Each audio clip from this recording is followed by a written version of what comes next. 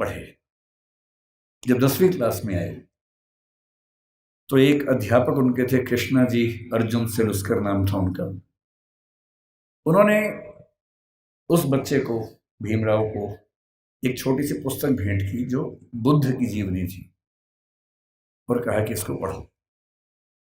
अम्बेडकर कहते हैं कि उस पुस्तक को और मैं अपने अध्यापक केलुस्कर जी को जिंदगी भर नहीं भूल पाया। वही केलुस्कर जी बाद में उनको बड़ौदा के महाराज सियाजी राव गायकवाड़ से मिलवाने ले गए, वजीफा दिलवाया, फिर वजीफा बढ़ा और जब वो एल्फिंस्टन कॉलेज के विद्यार्थी हुए तो उनको कोलंबिया विश्वविद्यालय जाने के लिए स्कॉलरशिप मिली, वहीं से मिली, बड़ौदा से मिली। 4 साल कोलंबिया में रहे और इतनी मेहनत करते थे, कोलंबिया विश्वविद्यालय से एमए और पीएचडी करने के साथ साथ लंदन स्कूल ऑफ इकोनॉमिक्स से भी एमए और पीएचडी कर डाली।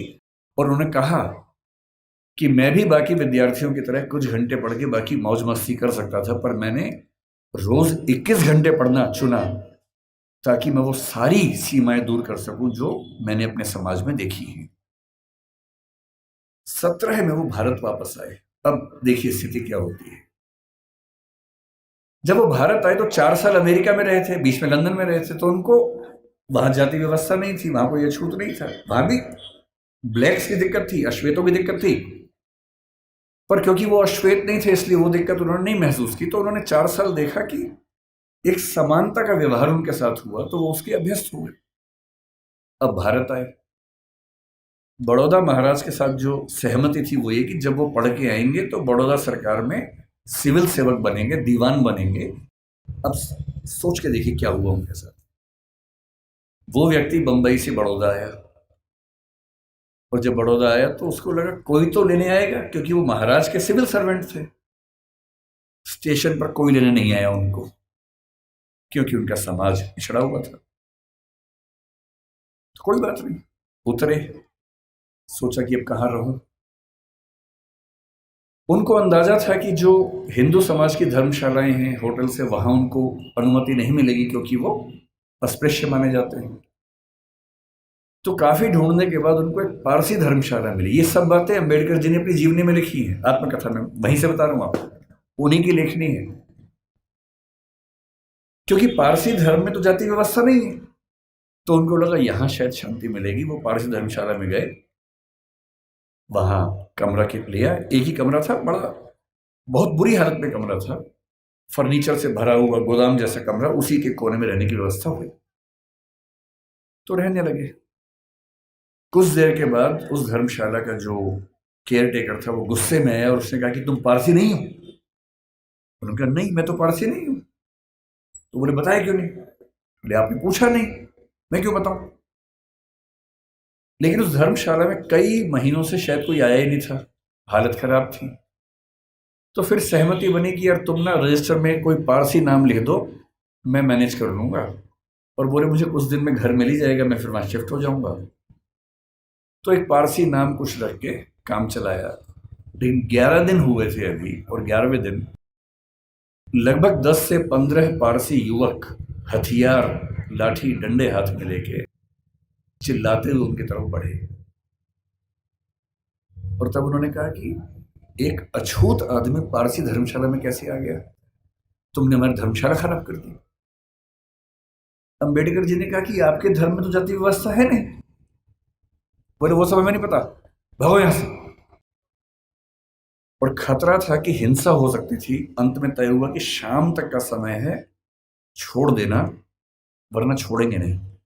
डॉक्टर अम्बेडकर अपने ऑफिस गए। ऑफिस में उनकी कुर्सी अलग बनाई गई। उनका चपरासी उनको पानी इस तरह से देता था कि जैसे किसी खराब व्यक्ति को दे रहा हो। फाइलें फेंक के देता था ताकि छू ना ले। आप उस व्यक्ति का मन सोचिए कि जो व्यक्ति इतना पढ़ के आ गया है, अमेरिका से पीएचडी, लंदन से पीएचडी कर चुका है, इकोनॉमिक्स में पहली बार देश में किसी ने इतने गंभीर स्तर पर अध्ययन किया होगा, उसके साथ ये बर्ताव हो रहा है। उन्होंने महाराजा के सचिव से बात की, भाई मुझे रहने को घर कब मिलेगा, छोड़ना है मुझे। कोई जवाब नहीं मिल पाया। शाम तक छोड़ना है। पूरे बड़ौदा में एक भी जगह नहीं है जहां वो रह सके। अंतिम उपाय क्या किया?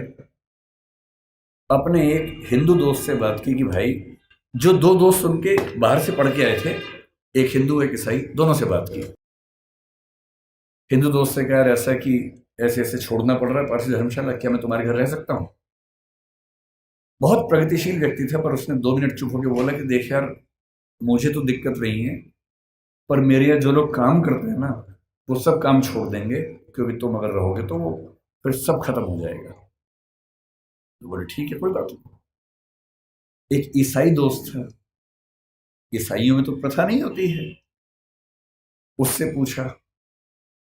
उसने कहा, यार हूं तो मैं ईसाई, लेकिन कुछ पीढ़ी पहले हम हिंदू थे, तो हमारे परिवार में अभी तक वो संस्कार हैं, और मेरी पत्नी इस बात से भड़क जाएगी कि आपने एक अछूत को अपने घर में कैसे बुला लिया। और तब डॉक्टर अंबेडकर लिखते हैं अपनी आत्मकथा में, जो हिंदू समाज के लिए अछूत है वो पारसी के लिए भी अछूत है, वो ईसाई के लिए भी अछूत है।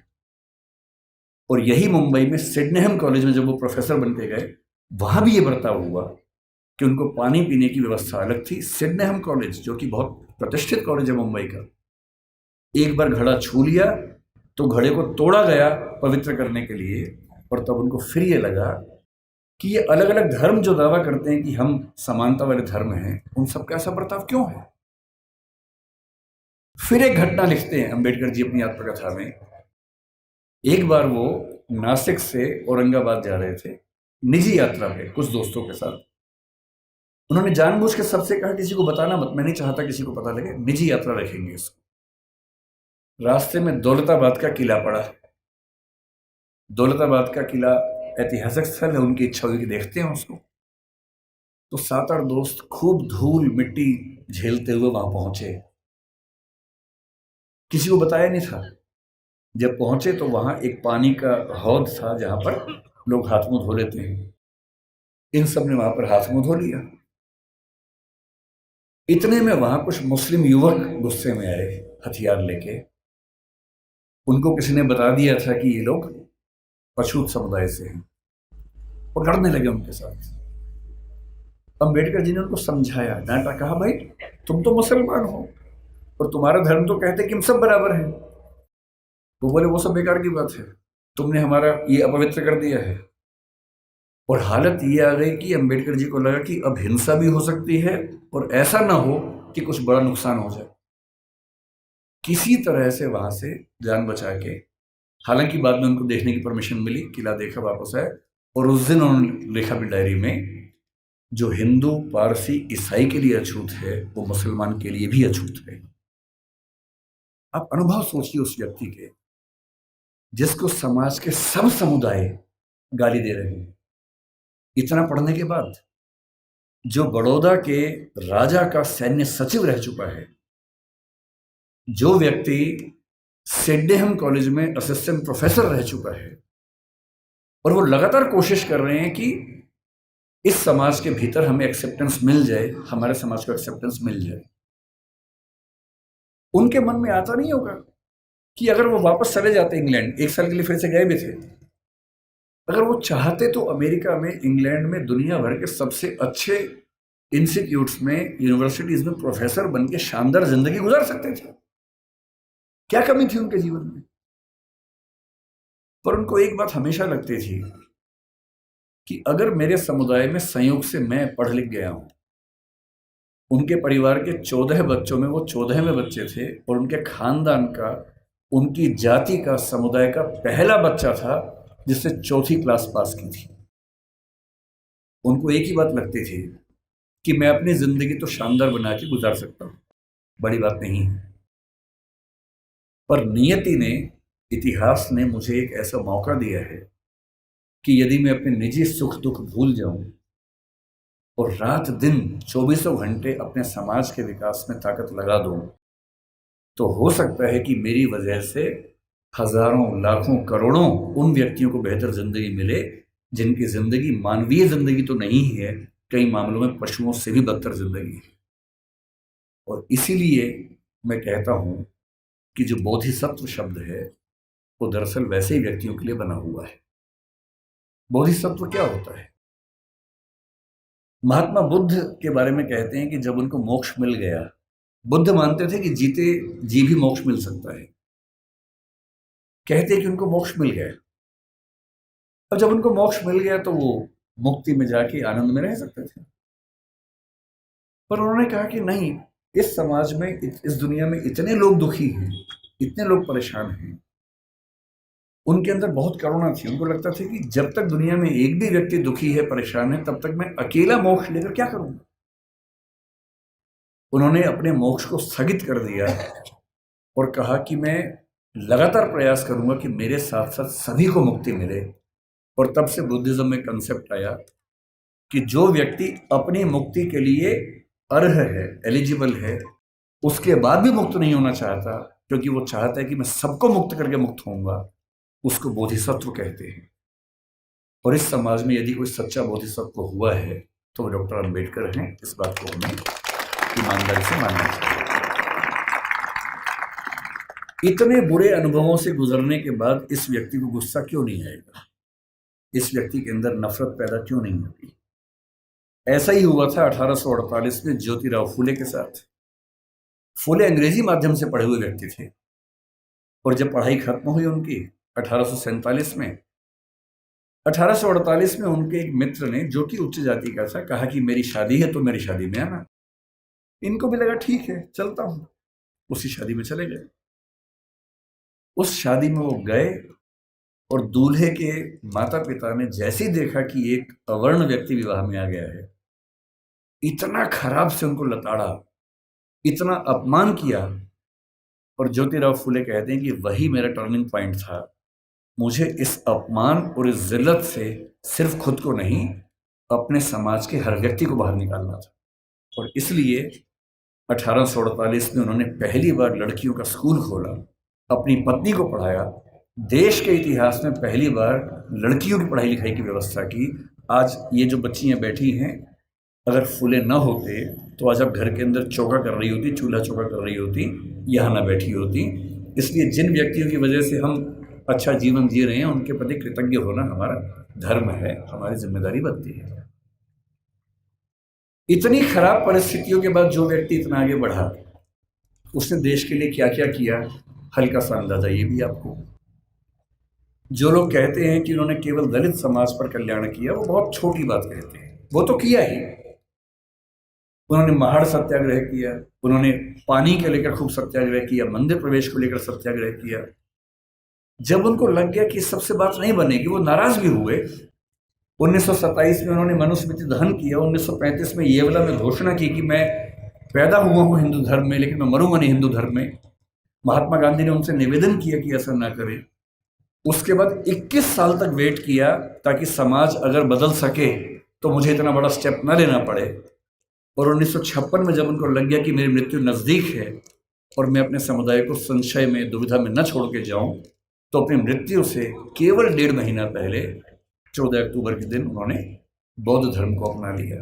ये तो एक पक्ष है उनके जीवन का, जो दलित समाज या अछूत समुदाय को मुख्य धारा में लाने के लिए उन्होंने किया। उनके जीवन का उससे बड़ा पक्ष जो मेरी नज़र में है, वो महिलाओं के बारे में। आपको अंदाजा नहीं होगा शायद, जब भारत का संविधान बना, उन्होंने बहुत जिद की।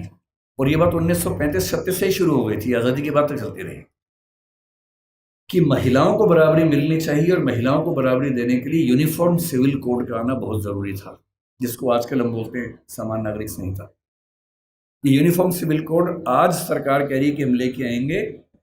ये जिद जिस व्यक्ति की थी, वो डॉक्टर अंबेडकर थे। उनको पता था कि जब तक सामाजिक कानून सभी धर्मों में पुरुष और महिला के लिए बराबर नहीं होंगे, तब तक महिलाएं आगे नहीं बढ़ सकती हैं। और उन्होंने कहा था, मैं किसी समाज की प्रगति का अनुमान इस बात से करता हूं कि वहां महिलाओं की हालत कैसी है। अगर महिलाएं पढ़ी लिखी नहीं है, वो घर के अंदर बंद है, तो समाज कैसे प्रगति करेगा? वो नेहरू जी से लड़ गए। जिस सरकार में वो कानून मंत्री थे, 1946 से 51 के बीच का जो दौर था, उन्होंने नेहरू जी से, जो प्रधानमंत्री थे, खूब झगड़ा किया कि यूनिफॉर्म सिविल कोड आप लेके आइए।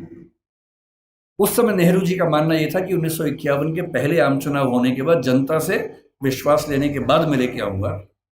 और अंबेडकर साहब ने नाराज होकर इस मुद्दे पर देश के कानून मंत्री के पद से इस्तीफा दिया और एक भाषण दिया जिसमें कहा कि नेहरू जी ने अपने वायदे को निभाया नहीं है और महिलाओं की बराबरी के लिए जो प्रयास करना चाहिए वो प्रयास कर नहीं रहे।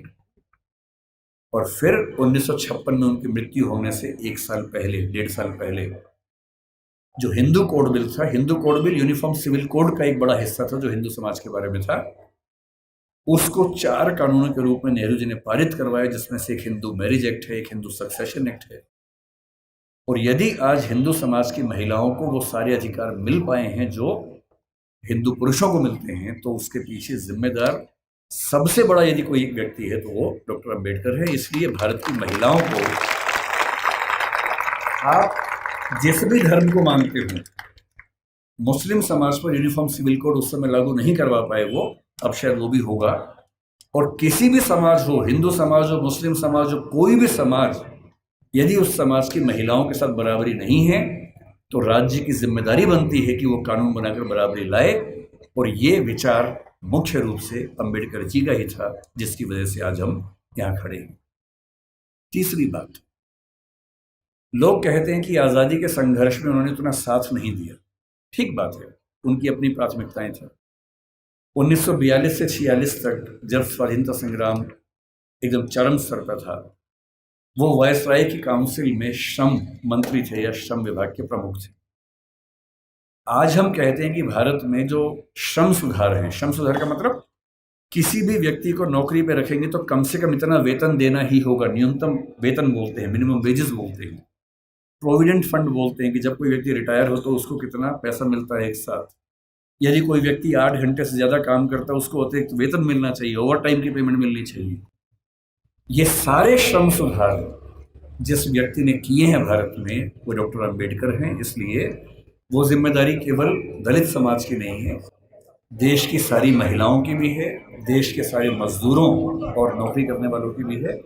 इन सब के प्रति, सब ठीक है ना, इन सब के प्रति डॉक्टर अंबेडकर की भूमिका ऐसी है कि हम उसको भूल नहीं सकते। अंतिम बात, आपकी स्थिति को देखते हुए जल्दी खत्म करते, उनसे हमें क्या सीखना चाहिए, क्या सीखें उनसे? उनसे हमें मुख्य रूप से 3-4 बातें सीखनी है। उन्होंने कहा कि मैंने जो कुछ सीखा है 3 व्यक्तियों से सीखा है, बुद्ध से सीखा, कबीर से सीखा और ज्योतिराव फुले से सीखा। सच बात है कि उन्होंने अपनी माँ भीमा बाई से भी बहुत कुछ सीखा, क्योंकि माँ ने ही सिखाया था कि भूल के भी झगड़ा मत करना, पढ़ना।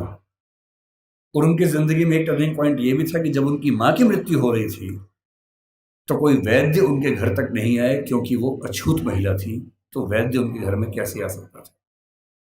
और तब उनको लगा कि मेरी माँ जिस रोग से मरी वो तो चलो एक दैहिक रोग था, पर ये समाज जिस मानसिक रोग से ग्रस्त है उसका इलाज जरूरी है। और जीवन भर उन्होंने वो किया। अंबेडकर जी से आपको और हमें क्या सीखना चाहिए? मैं तो अपने हिस्से का सीखता हूं, आपको भी क्या सीखना चाहिए? देखिए, जो समाज का वंचित समुदाय है जिसपे हम में से अधिकांश लोग आते हैं, आपको समानता की स्थिति में आना है। अंबेडकर जी एक बड़ा सुंदर संविधान देश का लिख के गए हैं। उस संविधान में एक हिस्सा मूल अधिकारों का है। बहुत इंटरेस्टिंग बात है कि हमारे संविधान के मूल अधिकारों में सबसे पहला अधिकार समानता का है, न कि स्वतंत्रता का है, क्योंकि समानता जरूरी है। और अनुच्छेद 14 है, 15 है, 16 है, 17 है, 18 है, ये 5 अनुच्छेद पूरी तरह से समानता को स्थापित करने का प्रयास करते हैं।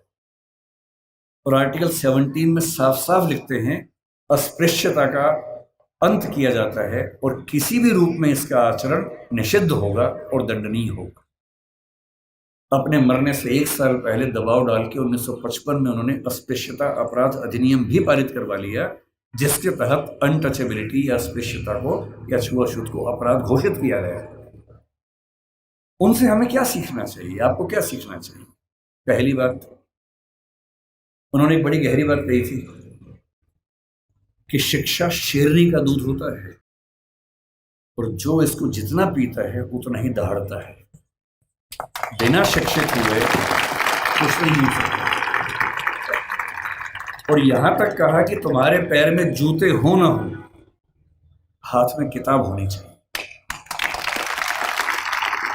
क्योंकि क्योंकि एक जीवन में अगर आप चाहते हैं कई जीवन के बराबर जिंदगी जी के आगे बढ़ना, उसका एक ही रास्ता है, किताबें, पढ़ाई।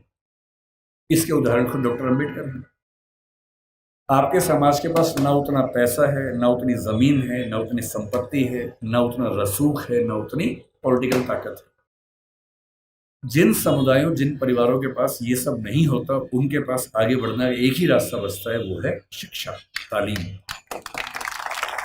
और सोशल मीडिया ने एक अच्छा काम ये किया है कि अच्छी अच्छी पढ़ाई, अच्छे अच्छे अध्यापक अब आपके मोबाइल फोन की मदद से आप सबके घर के अंदर पहुंच चुके हैं। अब तो हमारे पास ये भी कहने को नहीं है कि अच्छे टीचर्स नहीं मिलते हैं।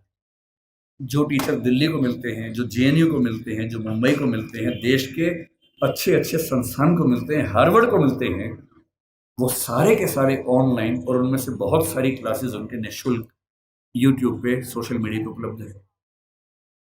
अगर आपके अंदर पढ़ने की जिद हो तो आज पढ़ना पहले की तुलना में बहुत आसान हो चुका है। असली बात है कि आपके अंदर वो जिद है या नहीं। दूसरी बात, मैं आईएएस के लिए पढ़ाता हूँ। दृष्टि नाम की संस्था हमारी है और हमारे बहुत सारे बच्चे आईएएस बनते हैं, जिनमें से बहुत अच्छा अनुपात उन बच्चों का है जो एससी एसटी कैटेगरी से, ओबीसी कैटेगरी से होते हैं। मैंने एक चीज देखी है, आपसे विशेष रूप से निवेदन कर रहा हूं। बहुत सारे ऐसे बच्चे होते हैं जो समाज के पिछड़े समुदाय से आते हैं और उनको इस बात की बड़ी शर्मिंदगी होती है कि मैं पिछड़े समुदाय से हूं। उनको आरक्षण मिलता है, वो आईएएस बनते हैं, आईपीएस बनते हैं, और आईएएस आईपीएस बनने के बाद कोशिश करते हैं कि उनकी वो पहचान खत्म हो जाए कि वो पिछड़े समुदाय से हैं, और वो किसी उच्च समुदाय के व्यक्ति से शादी ब्याह करके अपने आप को वहां एक्सेप्ट करवा ले किसी तरह से। ऐसी उधेड़-बुन में लग जाते हैं। मैं आपसे एक बात का निवेदन करना चाह रहा हूं, जिस समाज से आप हैं उस समाज को लेकर शर्मिंदा कभी नहीं होना है।